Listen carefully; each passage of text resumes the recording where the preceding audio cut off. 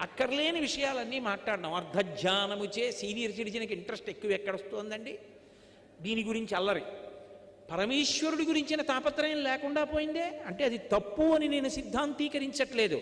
కేవలం అదొకటే ఉండి పరమేశ్వరుడి గురించిన స్పృహ లేకపోవడం తప్పని చెప్తున్నాను అంతే. కాబట్టి స్వార్థంబే పరమార్థమై చెడుతులి స్వార్థ ప్రజల్ శంకర. అయ్యయ్యో ఇలా అయిపోతోంది. ఆఖరణ శరీరం విడిచిపెట్టి జీవుడు వెళ్ళిపోతుంటే వెనకాతల వచ్చేవాడెవరు? గుమ్మం వరకు భార్య, కొరివి పెట్టే వరకో లోపల పెట్టే వరకో కొడుకు.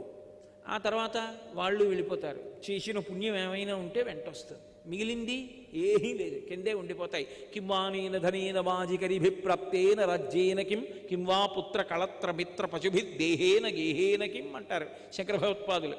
అలా కలియుగంలో వచ్చేటటువంటి పెద్ద సమస్య అంతా ఎక్కడుంటుందంటే ఒకడిని మరిచిపోయి